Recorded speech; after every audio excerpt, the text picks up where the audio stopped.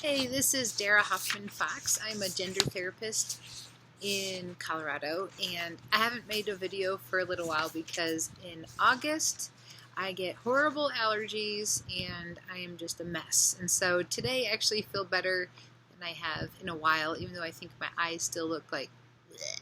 But I'm still going to go ahead and get back to answering some questions from some of you out there. So let's just go ahead and jump right in. I received an email from a person who asked me about this. Do you have any tips on how to educate a psychiatrist on non-binary trans mental health? So the answer that I provide hopefully can also work if this has to do with a counselor besides just a psychiatrist or any sort of mental health professional. So this person in particular really needs to be able to stay with this psychiatrist because they live in a remote area. There's really nobody else that they can use and access for help. And so it was really important that they wanted to try to stay with this person and try to educate them. So it's possible you've been with your counselor or therapist for a while and you finally start talking about how you're feeling, and then you kind of get the impression maybe they don't know what you're talking about, and you really don't want to end the relationship, and you want to see if there's anything you can do to sustain the relationship. And so their email went on for a while, so I'm going to go ahead and let you know what I responded with, and just kind of read to you from the email I wrote. I had said that I could definitely understand the challenge of their situation in wanting to stay with this particular person that they're working with. So the first thing I wanted to know is whether or not the counselor or psychiatrist in this case is open to learning, or are they resistant? Of course, my hope would be the former, since it is their professional and ethical obligation to do so.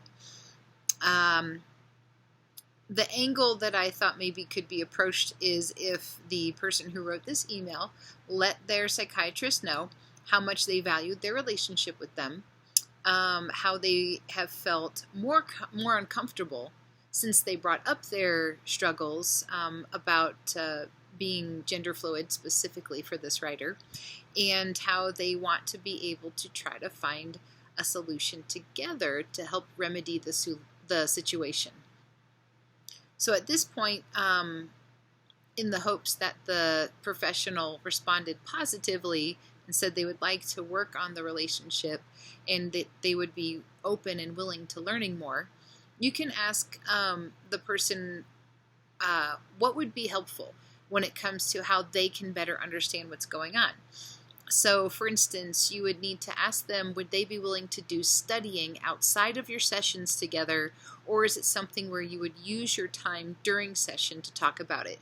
And the reason this is important to ask is that, sometimes people who work in these kind of professions don't have time outside of session to do studying around areas that maybe they don't have a lot of clients who are affected, and so they would really have to take that extra step to do some studying outside. But definitely certain professionals would be willing to do that, so it's worth asking. If they said that they would rather do it during the session, then you can ask what type of information would be useful. For instance, would they like to hear about experiences of other people who've been through the same thing? Would they want to do it by reading blog posts? Would it be helpful to watch YouTube videos? Would they want to hear something that's more psychologically based, so that instead of it being more of a personal experience, they'd want to just hear more about, studies that have been done and those sort of things? Find out whichever type of education they would connect with the most and bring that in. So it's just like any other relationship. You can ask them, what is your favorite way of learning things, and figure out how you can bring that information in for them, and perhaps be able to create more of a bridge together that way.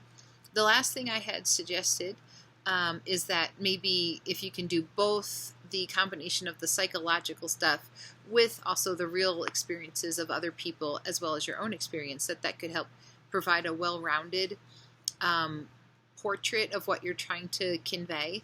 And for instance, it would be really important if your counselor or psychiatrist is not aware of the WPATH standards of care. So that's the World Professional Association of Transgender Health standards of care. It's really important that at least the section that has to do with being non-binary is highlighted so that they know if you decide to transition in any way that is social or medical or both, they would know then what it is that you need to do and what it is that isn't necessarily a requirement, because that can get really messy if your counselor or psychiatrist doesn't understand the actual steps that are needed, because the requirements are not as strict as they used to be, and they might not be aware of that.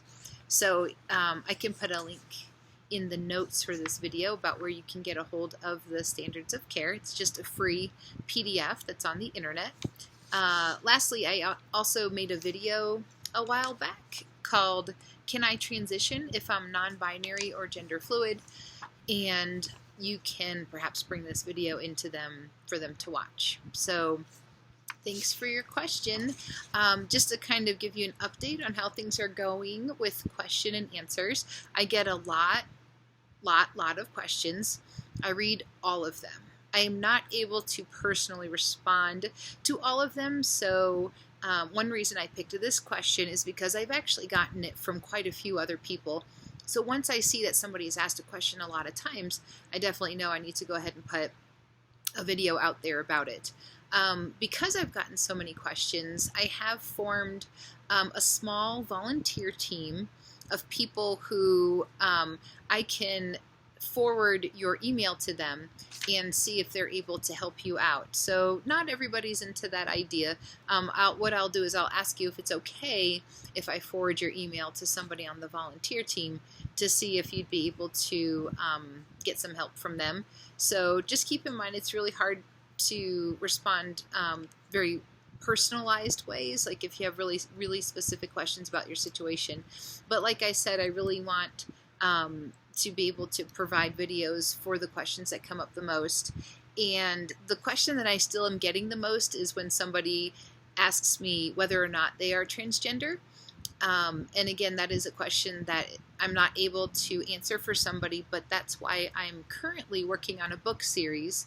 It'll have 3 books in it, and it's called You and Your Gender Identity, A Guide to Discovery.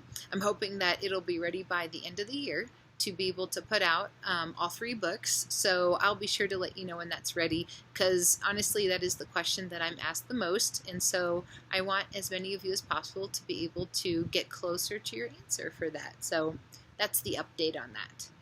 Anyway, feel free to go by my website, DaraHoffmanFox.com. Also on Facebook, Conversations with a Gender Therapist. That's my Facebook page. Go ahead and like it. Currently it's at almost 6,000 likes, so if you go, it's an arbitrary goal, I guess, but it would be cool if you wanted to help put it above the 6,000 mark. Feel free to do so. So thanks for watching. I'll talk to you again soon.